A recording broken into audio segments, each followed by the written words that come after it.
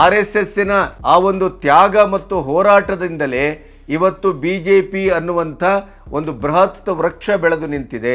ಸಂಪೂರ್ಣವಾಗಿ ಇಡೀ ವಿಶ್ವದಲ್ಲಿ ಮೋದಿಯವರನ್ನು ಅಧಿಕಾರದಿಂದ ವಂಚನೆಗೊಳಿಸಬೇಕು, ಇಳಿಸಬೇಕು ಅಂತ ಬೃಹತ್ ರಾಷ್ಟ್ರಗಳು ಅಲ್ಲಿ ಹೂಟ ಕಟ್ಟಿದ್ದಾವೆ, ಕಾಂಗ್ರೆಸ್ನೊಟ್ಟಿಗೆ ಕೈ ಜೋಡಿಸಿದೆ.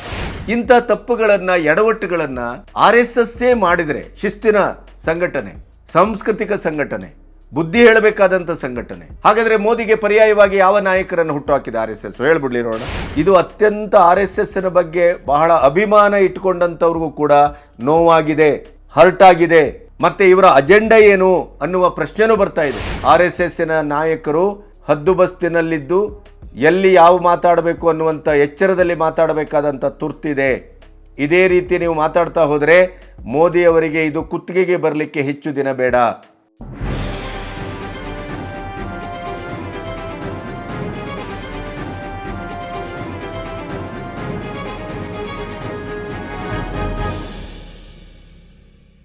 ನಮಸ್ತೆ, ಬಿ ಗಣಪತಿ ನ್ಯೂಸ್ ಚಾನಲ್ಗೆ ಸ್ವಾಗತ. ನಮ್ಮಲ್ಲೊಂದು ಗಾದೆ ಇದೆ, ಬೇಲಿಯೇ ಎದ್ದು ಹೊಲಮೆಂದರೆ, ಅಥವಾ ಮನೆ ಹೊತ್ತಿ ಉರಿದರೆ ನಿಲ್ಲಬಹುದಯ್ಯ, ನೆಲ ಹೊತ್ತಿ ಉರಿದರೆ ನಿಲ್ಲಬಹುದೇ. ಈ ಪರಿಸ್ಥಿತಿ ಇವತ್ತು BJPಗರಿಗಾಗಿದೆ, ಅಥವಾ ಸ್ವತಃ ಮೋದಿಯವರಿಗಾಗಿದೆ. ಒಂದು ಸಂಶಯ ಏನು ಕಾಡ್ತಾ ಇದೆ ನನಗೆ ಅಂತಂದರೆ, BJPಯ ಒಂದು ಮುಖವಾಣಿಯಾಗಿ, ನಾಯಕನಾಗಿ, ಆ ನೇತೃತ್ವದ ಒಂದು ಉತ್ತರದಾಯಿತ್ವದಲ್ಲಿ ಮೂರನೇ ಬಾರಿ ದಾಖಲಾರ್ಹವಾಗಿ ಒಂದು ಪ್ರಧಾನಿ ಪಟ್ಟವನ್ನು ಏರಿದ ಮೋದಿಯವರು ತನ್ನ ಪ್ರಥಮ ವಿದೇಶ ಪ್ರಯಾಣದಲ್ಲೇ ಇಟಲಿಯ G7ನಲ್ಲಿ ಇಡೀ ವಿಶ್ವ ನಾಯಕರ ಮಧ್ಯೆ ತನ್ನ ಪ್ರಭುತ್ವ ಏನು, ತನ್ನ ಇಡೀ ದೇಶದ ಒಬ್ಬ ಭಾರತದ ಪ್ರಧಾನಿಯ ವರ್ತನೆಯ ಗತ್ತು ಗಾಂಭೀರ್ಯ ಏನು, ಇವೆಲ್ಲವನ್ನು ಜನರ ಎದುರು ಅದ್ಭುತವಾಗಿ ವಿಶ್ವದ ಎದುರು ತೆರೆದಿಟ್ಟಿದ್ದಾರೆ.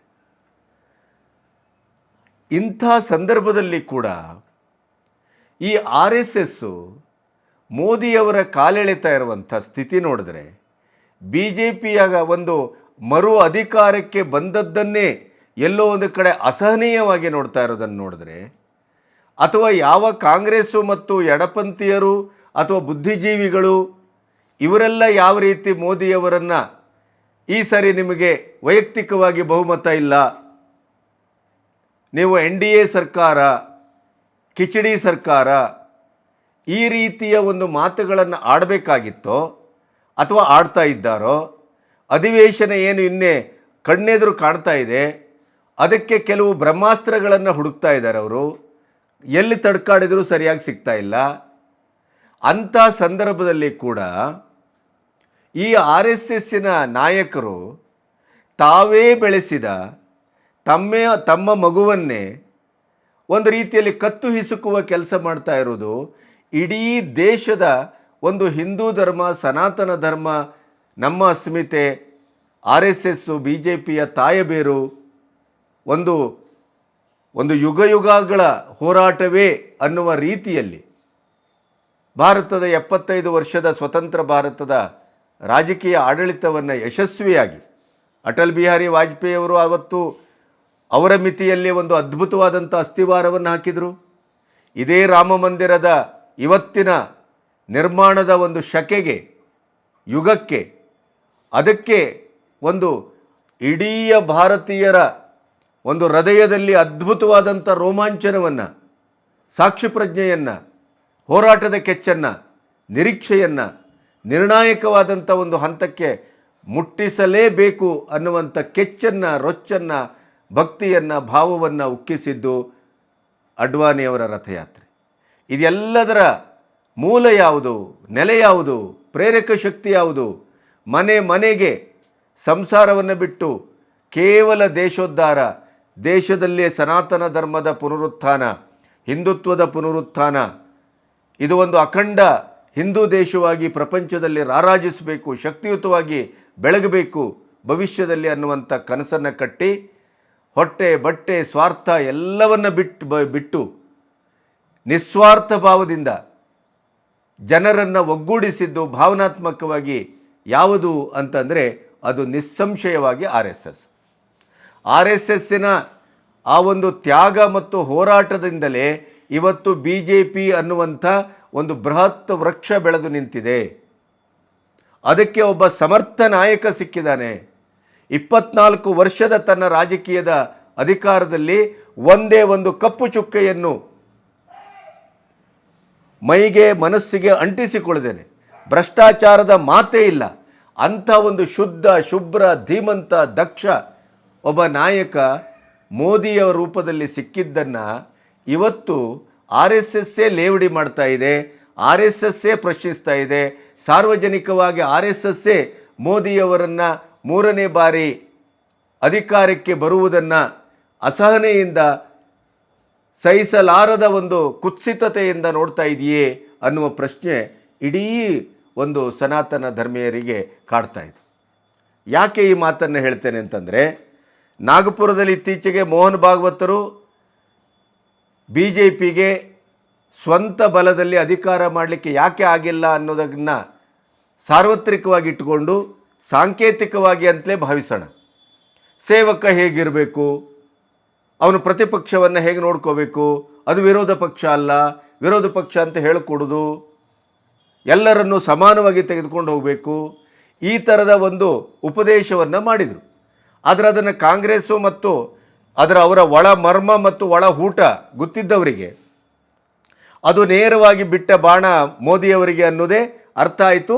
ತಕ್ಷಣ ಕಾಂಗ್ರೆಸ್ ಅದನ್ನು ಎತ್ತುಕೊಂಡು RSSೇ ನೋಡಿ ಹೀಗೆ ಹೇಳ್ತಾ ಇದೆ, ನಾವು ಹೇಳೋದಷ್ಟೇ ಅಲ್ಲ, ಅಂದರೆ ಕೋಲ್ ಕೊಟ್ಟು ಪೆಟ್ಟು ತಿನ್ನುವ ವ್ಯಾಪಾರ ಇದು.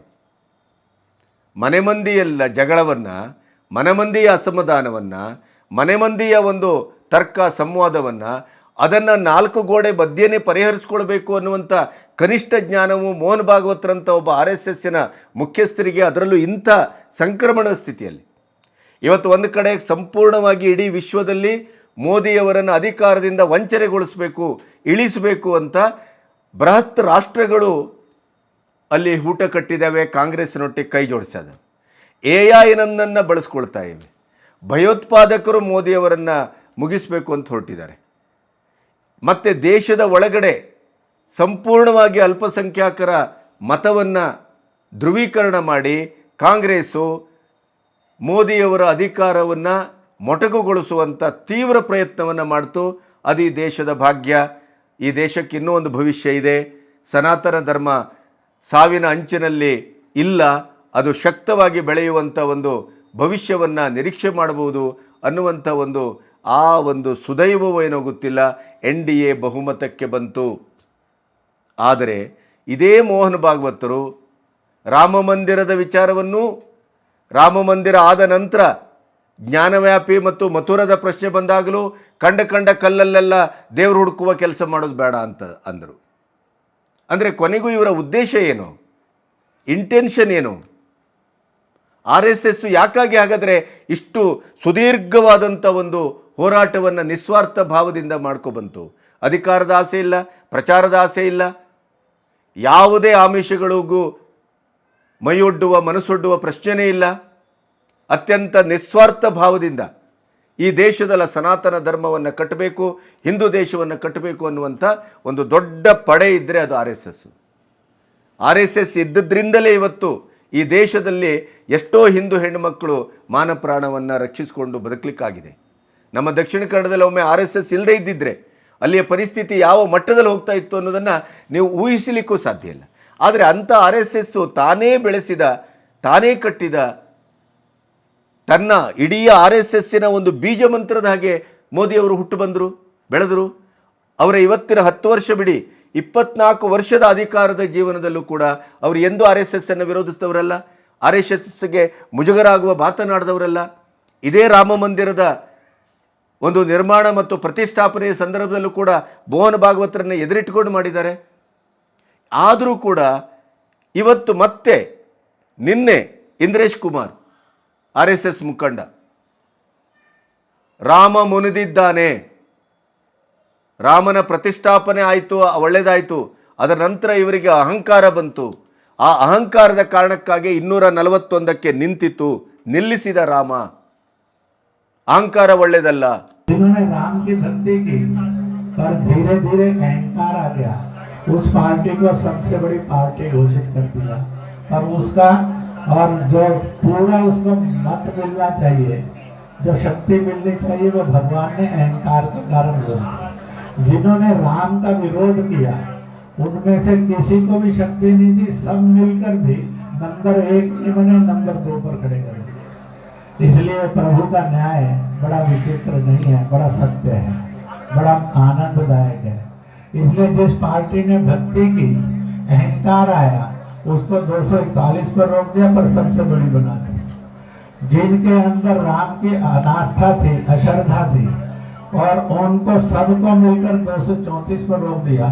कहा तुम्हारी अनास्था का यही दंड तुम्हें है कि तुम सफल नहीं हो सकते।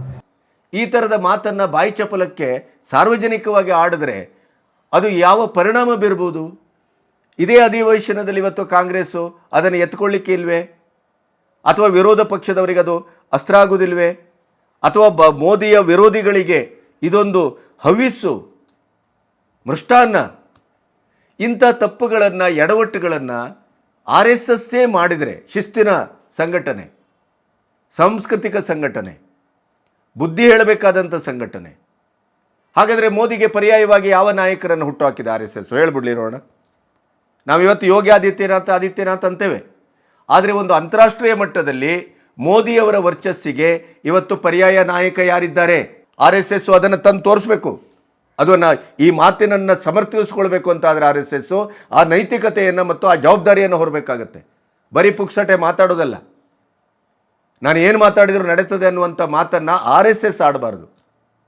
ಈಗ ಹೌದು, BJPಯ ನಡ್ಡಾ ಅವರು ನಮಗೆ ಭಗವಾ ಜೆಂಡದ ಒಂದು ಅನಿವಾರ್ಯತೆ ಇಲ್ಲ, ನಾವು BJPಯ ಜೆಂಡಾದಲ್ಲೇ ಹೊರಡ್ತೇವೆ, ಗೆಲ್ತೇವೆ, ಆತ್ಮನಿರ್ಭರ ಭಾರತ ಎನ್ನುವ ಅಧಿಕ ಪ್ರಸಂಗ ಮಾತಾಡಿದರು. ಅವರು ಅಷ್ಟೇ, ಹತ್ತಿದ ಏಣಿಯನ್ನು ಮರೆಯುವುದು ಅಂದರೆ ಇದೆ. RSSನ ಒಂದು ನೆಲೆಗಟ್ಟಿಲ್ದೇ BJPಯನ್ನು ಕಲ್ಪಿಸ್ಕೊಳ್ಳಿಕ್ಕೂ ಸಾಧ್ಯ ಇಲ್ಲ. ಮತ್ತು ಇವತ್ತಿಗೂ BJPಯ ಆತ್ಮಶಕ್ತಿ ಯಾವುದು ಅಂತಂದರೆ ಅದು RSS. ಅದರ ಮಂತ್ರ ಬೀಜ ಅದು. ಅದನ್ನು ಬಿಟ್ಟು ಹೇಗೆ ಬೆಳೀತಾರೆ ಇವರು? ಆದರೆ ತನ್ನದೇ ಮಗು, ತಾಯಿಯ ಸ್ಥಾನದಲ್ಲಿದ್ದಂಥ RSS ಆ ಒಂದು ಮಾತಿಗಾಗಿ ಏನು ಮಾಡಿತ್ತು? ಇಡೀ ಎಲೆಕ್ಷನ್ನಲ್ಲಿ ತಟಸ್ಥ. ಇದು ಅಕ್ಷಮ್ಯ ಅಪರಾಧ ಅಲ್ವಾ ಇದು? ಅದನ್ನು ಸರಿಯಾದ ಸಮಯದಲ್ಲಿ BJP ನಾಯಕರಿಗೆ ಮನವರಿಕೆ ಮಾಡಿಕೊಟ್ಟು ದೇಶದ ಹಿತದೃಷ್ಟಿಯಿಂದ ಮತ್ತು ಅಭಿವೃದ್ಧಿಯ ಕಾರಣಕ್ಕಾಗಿ, ಬಲಿಷ್ಠ ಭಾರತಕ್ಕಾಗಿ, ಸನಾತನ ಭಾರತದ ಪುನರುತ್ಥಾನಕ್ಕಾಗಿ ನಾವು ಮತ್ತೆ ನಮ್ಮ ವೈಮನಸ್ಸನ್ನು ಮರೆತು ನಿಮ್ಮೊಟ್ಟಿಗೆ ಕೈ ಜೋಡಿಸ್ತಾ ಇದ್ದೇವೆ, ಕೆಲಸ ಮಾಡ್ತಾ ಇದ್ದೇವೆ. ಅದು RSS ಮಾಡಬೇಕಾದಂಥ ನೈತಿಕ ಹೊಣೆಗಾರಿಕೆ. ಅದನ್ನು ಬಿಟ್ಟು ಬಾಯಿಗೆ ಬಂದ ಹಾಗೆ ಇವರು ರಾಜಕಾರಣಿಗಳ ಹಾಗೆ ಮಾತಾಡ್ತಾ ಹೋದರೆ ಏನಾಗ್ಬೋದು ಪರಿಸ್ಥಿತಿ? ಕಾಯ್ತಾ ಇದೆ ಇಡೀ ಜಗತ್ತು ಮೋದಿಯವರನ್ನು ಹಳಿಲಿಕ್ಕೆ, ಮೋದಿಯವರನ್ನು ಮುಜುಗರಕ್ಕೆ ಈಡು ಮಾಡಲಿಕ್ಕೆ ಎಲ್ಲಿ ಅವಕಾಶ ಸಿಗ್ತದೆ ಅಂತ ಕಾಯ್ತಾ ಇದ್ದಾರೆ. ಅದಕ್ಕೆ ಪ್ರತಿಪಕ್ಷಗಳು ಹುಡುಕುವ ಅಸ್ತ್ರಗಳು ಅವರಿಗೆ ಇನ್ನೂ ಕೈ ಸಿಕ್ಕಿಲ್ಲ. ಇವರ ಅಸ್ತ್ರವನ್ನು ಒದಗಿಸ್ತಾ ಇದ್ದಾರೆ ಈ RSSನ ನಾಯಕರು. ಹಾಗಾದರೆ 370 ಅಬ್ರಿಗೇಟ್ ಮಾಡಿದ್ದು ಸಾಧನೆ ಅಲ್ವಾ? ತ್ರಿಬಲ್ ತಲಾಖನ್ನು ರದ್ದುಗೊಳಿಸಿದ್ದು ಸಾಧನೆ ಅಲ್ವಾ? ರಾಮ ಮಂದಿರವನ್ನು ಕಟ್ಟಿದ್ದು ಸಾಧನೆ ಅಲ್ವಾ? ಅದಕ್ಕಾಗಿ ಏನನ್ನ ಮಾಡಿಲ್ಲ ಮೋದಿಯವರು. ಏನಂತ ಭಾವಿಸಿದ್ದಾರೆ ಇವರು? ಇಡೀ ದೇಶದಲ್ಲಿ ಅಭಿವೃದ್ಧಿಯ ಮಂತ್ರ ಕಣ್ಣಿಗೆ ರಾಚುವ ಹಾಗೆ ಘೋಷಣೆ ಆಗ್ತಾ ಇದೆ. ಒಂದು ರೋಡನ್ನು ನೋಡಿ, ಈಶಾನ್ಯ ರಾಜ್ಯಗಳಲ್ಲಿ ನೋಡಿ, ಹಿಮಾಲಯದ ತಪ್ಪಲಲ್ಲಿ ನೋಡಿ, ಯಾವ ದೇಶವ ಇದು ಅಂತ ಬೆಚ್ಚಿ ಬೀಳುವಂಥ ಅದ್ಭುತ ಕೆಲಸವನ್ನು ಮೋದಿ ಸರ್ಕಾರ ಮಾಡಿದೆ. ಒಂದೇ ಒಂದು ಭ್ರಷ್ಟಾಚಾರ ಇಲ್ಲ. ಇನ್ಫ್ರಾಸ್ಟ್ರಕ್ಚರ್ ಯಾವ ಲೆವೆಲಲ್ಲಿ ಕಟ್ಟಿದ್ದಾರೆ ಅಂತಂದರೆ 2047ರಲ್ಲಿ ಒಂದು ಬಲಿಷ್ಠ ಭಾರತವಾಗುವಂಥ ಕನಸು ಸಾಕಾರಗೊಳ್ಳುತ್ತದೆ ಅನ್ನೋದ್ರ ಬಗ್ಗೆ ನಿಸ್ಸಂಶಯ. 8.2 ಆರ್ಥಿಕವಾದಂಥ GDP, 5ನೇ ಸ್ಥಾನದಲ್ಲಿದ್ದಂಥ ಆರ್ಥಿಕವಾದಂಥ ಬಲಿಷ್ಠತೆ ಇವತ್ತು ಮೂರನೇ ಸ್ಥಾನಕ್ಕೆ ಹೋಗಬೇಕು ಅನ್ನುವಂಥ ತವಕದಲ್ಲಿದೆ. 5ನೇ ಸ್ಥಾನಕ್ಕೆ ಬಂದು ಕೂತಿದ್ದೇವೆ. UPA ಇದ್ದಾಗ 9-10ನೇ ಸ್ಥಾನದಲ್ಲಿದ್ದದ್ದು. ಈ ರೀತಿಯ ಬೆಳವಣಿಗೆಗಳನ್ನು ಮಾಡ್ತಾ ಇದ್ದಾರೆ. 2 ಬಾರಿ ಅಧಿಕಾರವನ್ನು ಅನುಭವಿಸಿದೆ. 10 ವರ್ಷದ ಅಧಿಕಾರವನ್ನು ಮಾಡಿದ ಒಂದು ಪಕ್ಷಕ್ಕೆ ಆಡಳಿತ ವಿರೋಧಿಯಾದಂಥ ಒಂದು 20-30% ಬರುವಂಥದ್ದು ಒಂದು ಕಾಮನ್. ಅದು ನಮಗೂ ನೋವಾಗಿದೆ. ಅಯೋಧ್ಯೆಯಲ್ಲೇ ನಮ್ಮ BJP ಕ್ಯಾಂಡಿಡೇಟ್ ಗೆದ್ದಿಲ್ಲ. ಉತ್ತರ ಪ್ರದೇಶದಲ್ಲಿ ಯೋಗಿ ಆದಿತ್ಯನಾಥರನ್ನು ಇವರು ಬದಿಗಿಟ್ಟಿದ್ದರ ಪರಿಣಾಮ ಅನುಭವಿಸಬೇಕಾಯಿತು. ಇವೆಲ್ಲವೂ ನಮಗೆ ಅರಿವಿದ್ದದ್ದೇ. ಆದರೆ ಅದಕ್ಕೆ ಇಂಥ ಶಿಕ್ಷೆಯನ್ನು ಬಹಿರಂಗವಾಗಿ ಭಾಗವತರು ಹೇಳ್ತಾರೆ, ಮಣಿಪುರವನ್ನು ನಿರ್ಲಕ್ಷ್ಯ ಮಾಡಿದ್ರಿ ನೀವು ಅಂತ. ಹೇಗೆ ಹೇಳ್ತೀರಿ ಅದನ್ನು? 2014ರಿಂದ ಮಣಿಪುರ ಆರಂಭ ಆಯಿತಾ? ಇದು ಕಾಂಗ್ರೆಸ್ನವ್ರ ಕೊಡುಗೆ ಅಲ್ವಾ ಇದು? ಅಲ್ಲಿ ಗಾಂಜಾ ಮತ್ತು ಅಫೀಮಿನ ಇಡೀದಾದಂಥ ವ್ಯವಹಾರ ನಡೀತಾ ಇರಲಿಲ್ವಾ? ಅಧಿವೇಶನ ಹೊತ್ತಿಗೆನೆ ಅತ್ಯಾಚಾರದ ಸಿಡಿಯೋ ಪೆನ್ಡ್ರೈವ್ ಬಿಡುಗಡೆ ಮಾಡಿ ಅಧಿವೇಶನವನ್ನು ಕುಳಿಗೆಡಿಸಬೇಕು ಅಂತ ಕಾಂಗ್ರೆಸ್ಸು ರಣತಂತ್ರವನ್ನು ರೂಪಿಸಿದ್ದು, ಊಟವನ್ನು ಹೂಡಿದ್ದು ಭಾಗವತರಂಥವ್ರಿಗೂ ಗೊತ್ತಾಗೋದಿಲ್ವಾ? ಆಶ್ಚರ್ಯ ಅಲ್ಲ ಇದು? ಅದಕ್ಕೆ ಬೇರೆ ಈಗ ಇನ್ನು ಚಿಂತನ ಮಂಥನಕ್ಕೆ ಆಗಸ್ಟ್ 31ರಿಂದ ಸೆಪ್ಟೆಂಬರ್ 2ರವರೆಗೆ ಕೇರಳದ ಪಾಲಕ್ಕಾಡಲ್ಲಿ BJP ಮತ್ತು RSS ಕೂತ್ಕೊಳ್ತಾ ಇದೆ. ಅಲ್ಲಿ ಮಾತಾಡಿ. ಇದು ಮೋದಿಯವರ ಶಾವನ್ನು, ನಡ್ಡನನ್ನು, ಯಾರನ್ನೆಲ್ಲ ಸೇರಿಸಿ ನೀವು ಒಂದು ಕಾಲ್ ಮಾಡಿದರೆ ನಾಳೆನೇ ಮೀಟಿಂಗ್ ಅರೇಂಜ್ಮೆಂಟ್ ಮಾಡ್ಕೊಂಡು ಮಾತಾಡ್ಬೋದಲ್ಲ. ನಿಮ್ಗೆ ಆ ತಾಕತ್ತಿದೆ. ಬಹಿರಂಗದಲ್ಲಿ ಯಾಕೆ ಮಾತಾಡ್ತೀರಿ? ಯಾರೋ ಹುಡುಗರು ಹುಡುಗಾಟಿಕೆ ಮಾಡುವ ಕೆಲಸ ಇದು? RSSನ ಮುಖಂಡರು, ಹಿರಿಯರು ಮಾಡುವ ಕೆಲಸನ ಇದು? ಇದು ಅತ್ಯಂತ RSSನ ಬಗ್ಗೆ ಬಹಳ ಅಭಿಮಾನ ಇಟ್ಕೊಂಡಂಥವ್ರಿಗೂ ಕೂಡ ನೋವಾಗಿದೆ, ಹರ್ಟ್ ಆಗಿದೆ. ಮತ್ತು ಇವರ ಅಜೆಂಡಾ ಏನು ಅನ್ನುವ ಪ್ರಶ್ನೆನೂ ಬರ್ತಾ ಇದೆ. ಇವರು ಈ ರೀತಿ ಮಾತಾಡ್ತಾ ಇರುವುದರ ಒಂದು ಒಳಗಡೆ ಏನಿದೆ? ಹಾಗಾದರೆ ಮೋದಿ ಬೇಡವೇ? ಮೋದಿ ಅಧಿಕಾರಕ್ಕೆ ಬರೋದು ನಿಮ್ಗೆ ಇಷ್ಟ ಇಲ್ವೇ?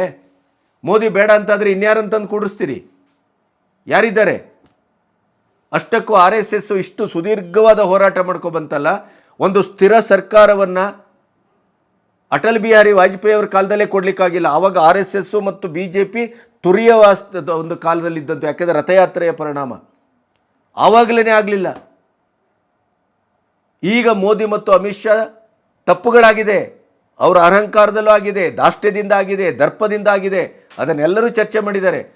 ಬಟ್ RSSನ ಮುಖಂಡರು ಪಬ್ಲಿಕ್ಕಲ್ಲಿ ಮಾತಾಡೋದನ್ನು ಸಹಿಸಿಕೊಳ್ಳುವಂಥ ಶಕ್ತಿ ಈ ಸ್ಥಿತಿಗಿಲ್ಲ, ಇವತ್ತಿನ ಸ್ಥಿತಿಯಲ್ಲಿಲ್ಲ. ಸಮ್ಮಿಶ್ರ ಸರ್ಕಾರ, ಅಭದ್ರತೆ ಕರಿನರಳಿದೆ, ಕಾಂಗ್ರೆಸ್ INDA ಕೂಟ ಕಾಯ್ತಾ ಇದೆ. ಇಂಥ ಸಂದರ್ಭದಲ್ಲಿ ಈ RSSನವರು ಗಂಭೀರವಾಗಿ ವರ್ತಿಸಬೇಕಾದವರು, ಒಂದು ಬುದ್ಧಿ ಹೇಳಬೇಕಾದವರು, ಎರಡು ಪೆಟ್ಟು ಹಾಕಿ ಅವರಿಗೆ ಬುದ್ಧಿ ಹೇಳಬೇಕಾದಂಥವರು, ತಾಯಿ ಸ್ಥಾನದಲ್ಲಿ ನಿಂತವರು, ಅವರದನ್ನು ಯಾವ ಜಾಗದಲ್ಲಿ ಹೇಳಬೇಕು, ಹೇಗೆ ಹೇಳಬೇಕು ಅಂತ ವಿವೇಚನೆಯಿಂದ ವರ್ತಿಸಬೇಕಾದವರು, ಕಾಂಗ್ರೆಸ್ಸಿಗರ ಹಾಗೆ, ಎಡಚರ ಹಾಗೆ, ಬುದ್ಧಿಜೀವಿಗಳಾಗೆ ಮಾತಾಡಿಬಿಟ್ರೆ ನೀವು ದೇಶ ಪರವ, ದೇಶದ ವಿರೋಧವ ಅನ್ನುವಂಥ ಪ್ರಶ್ನೆಯನ್ನು ಈಗಿನ ಹುಡುಗರು ಹುಟ್ಟಾಕ್ತಾರೆ. RSSನ ಬಗ್ಗೆ ಹೆಚ್ಚು ಗೊತ್ತಿಲ್ಲದೆ ಇದ್ದವರು ಇವರೇನು ಕಾಂಗ್ರೆಸ್ಸಿನ ಏಜೆಂಟ್ರ ಥರ ಮಾತಾಡ್ತಾ ಇದ್ದಾರೆ, ಎಡಚರ ಏಜೆಂಟ್ರ ಥರ ಮಾತಾಡ್ತಾ ಇದ್ದಾರೆ. ಏನು ದೇಶ ವಿರೋಧಿಗಳ ಇವರು? ಏನಿದು? ಮೋದಿಯವರು ಹಾಗಾದರೆ ತಪ್ಪಾಗಿದೆ, ಅದನ್ನು ಪರಾಮರ್ಶೆಯ ಮೂಲಕ ಸರಿಪಡಿಸ್ಕೋಬೇಕು, ಚಿಂತನ ಮಂಥನದ ಮೂಲಕ ಸರಿಪಡಿಸ್ಕೋಬೇಕು. ರಾಮನೇ ನಿಮಗೆ ಬಹುಮತ ಕೊಟ್ಟಿಲ್ಲ ಅನ್ನುವಂಥ ಬೇಜವಾಬ್ದಾರಿ ಹೇಳಿಕೆಗಳನ್ನು ಇವರಿಂದ ನಾವು ನಿರೀಕ್ಷೆ ಮಾಡ್ತೇವ ಅನ್ನುವ ಪ್ರಶ್ನೆ ಕೇಳಿದ್ರೆ ಏನು ಹೇಳ್ತೀರಿ? RSSನ ನಾಯಕರು ಹದ್ದುಬಸ್ತಿನಲ್ಲಿದ್ದು ಎಲ್ಲಿ ಯಾವ ಮಾತಾಡಬೇಕು ಅನ್ನುವಂಥ ಎಚ್ಚರದಲ್ಲಿ ಮಾತಾಡಬೇಕಾದಂಥ ತುರ್ತಿದೆ. ಇದೇ ರೀತಿ ನೀವು ಮಾತಾಡ್ತಾ ಹೋದರೆ ಮೋದಿಯವರಿಗೆ ಇದು ಕುತ್ತಿಗೆಗೆ ಬರಲಿಕ್ಕೆ ಹೆಚ್ಚು ದಿನ ಬೇಡ. ಯಾಕೆಂದರೆ ಕಾಂಗ್ರೆಸ್ಸು ಕೂಡ ಒಂದು ಪೆಟ್ಟು ತಿಂದ ಹುಲಿಯ ಥರ ಅಥವಾ ಅಂಡು ಸುಟ್ಟ ಬೆಕ್ಕಿನ ಥರ ಅಲ್ಲಾಡ್ತಾ ಇದೆ, ಓಡಾಡ್ತಾ ಇದೆ. ಅದಕ್ಕೆ ಅಧಿಕಾರದ ತಪ್ಪಿದ್ದು ಹೋದದ್ದು ಅದು ದುಸ್ವಪ್ನ ಥರ, ನಿರೀಕ್ಷಣೆ ಮಾಡಿರಲಿಲ್ಲ ಅದು. ಅಂಥ ಸ್ಥಿತಿಯಲ್ಲಿ ಈ ರೀತಿಯ ಆಹಾರವನ್ನು ಒದಗಿಸುವುದಿದೆಯಲ್ಲ RSSನ ಮೂಲದಿಂದ, ಇದು ಅತ್ಯಂತ ಭಯಾನಕ ಮತ್ತು ಅತ್ಯಂತ ಡೇಂಜರಸ್. ನಮಸ್ತೆ.